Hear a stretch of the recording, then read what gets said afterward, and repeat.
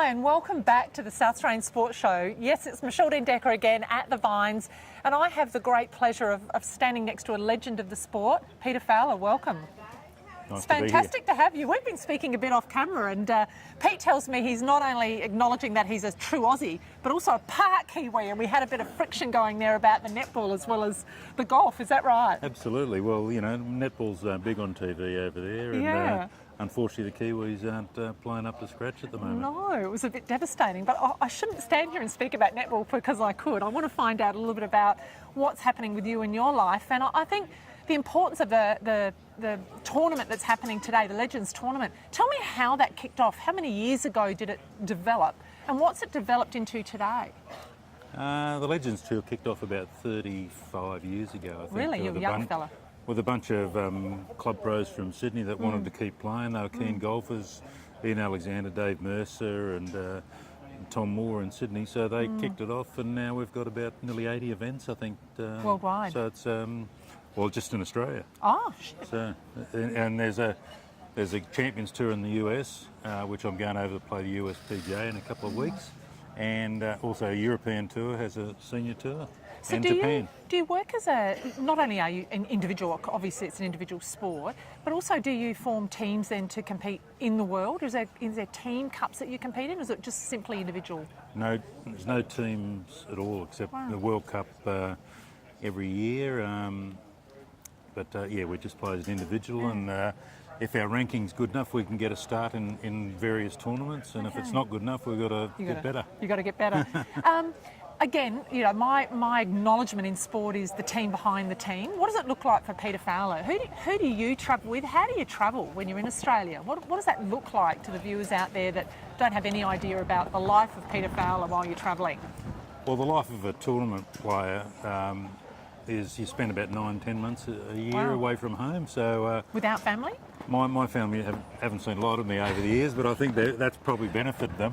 So you're not married, obviously? I am married. Oh, I've got 4 children. They're all, the oldest boy's 37, I've got a daughter's 33, 28 and 25, youngest one. So they're all out working and doing their own thing. And it's your time now. And I'm still working as well, fortunately, but it's hard work, and I like these tournaments down here in South Australia. For me, they're a build-up for the US PGA in a couple of weeks' time. It's so they're very important as a lead-up and to get my form right to start off the year. So when you say that, can you give me an insight and the viewers an insight into what do you do to prepare? Like, what does it take for you to, I mean, you're an absolute professional in the sport.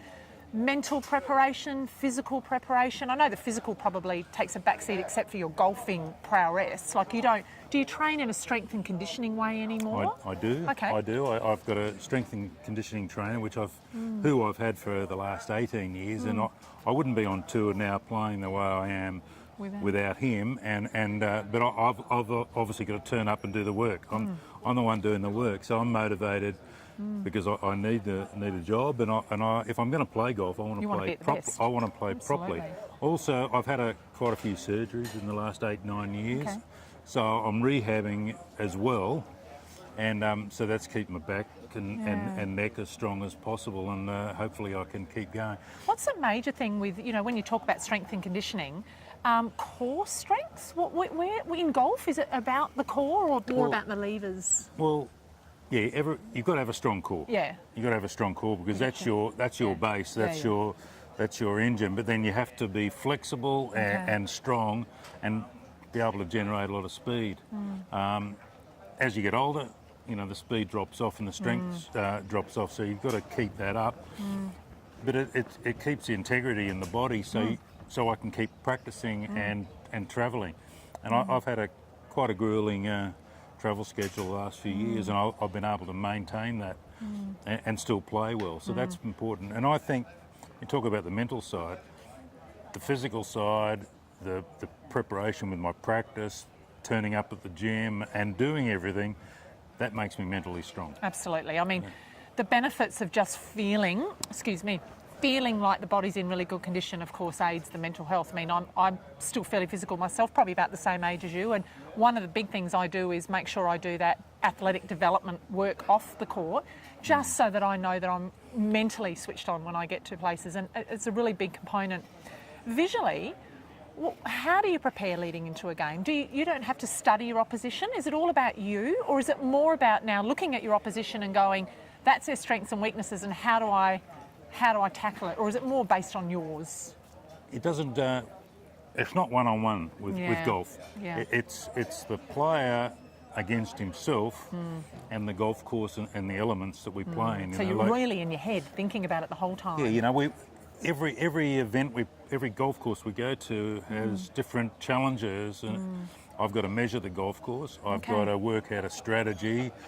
The grass is different. Yep, the they sand in the bunkers are different. Yep. The greens are either firm or they're soft or they're slow or they're fast, or it's windy or it's not windy. So I've got to get used to all that. Fortunately, I've played everywhere, so most places in the world, so I know how to get used to it. But it still takes me the preparation to be able to perform and get that X factor. You know, something you can't measure. Absolutely. The game looks good, but you've got to be able to put the score together. At the end of the day. Yeah. So coming into today, do you get a lot of time on the ground to be able to do that, leading into a competition for today? Like, can you come in for the last few days and actually get the feel of where it's at? Because they change, obviously, as well. Yeah. At a course I've been to before, ideally, I would like a couple of days. Yeah, good. Okay. Because I've got to get used to the speed of the greens. Yeah. Unfortunately, I just played an event in Perth over the weekend. Oh, did you? So I took the midnight flight to Melbourne and back here. So I've just arrived. Fortunately, I've got my yardage, my charts from last year, the last few years, and I was visualising on the plane, visualising how to play the golf course and that, checking the wind directions and all that, and the weather forecast. So but I haven't got that feel of the greens. I'll have a few putts and hopefully it comes together. But again, they're a lead up for the US PGA. I still want to win, and play, I want to play my best all the time. Absolutely. And so I have to prepare to play my best. So I feel a bit underdone today, but hopefully at the end of this week, you know, my game's in good shape, ready to go overseas. So firstly, I want to apologise because some of the questions that I've given you today might be really different than the normal questions a pro interviewer knowing golf would. But I think it's really important that viewers at home, these are the things that we don't know about. These are the things that we really want to ask you. And so I really want to thank you for your openness to give us some information today on things that, you know, we think about but don't necessarily get the time to ask the legends of the sport that. So thank you for allowing me the opportunity to ask you those questions. Yeah, no, I think it's fantastic. You know, you've been a sportsman yourself and a coach.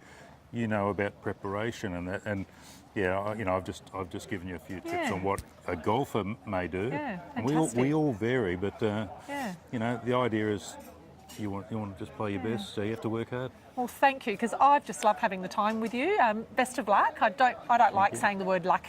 Luck to me is just luck. You know, you design your own luck by the way that you prepare and you play and you approach your sport.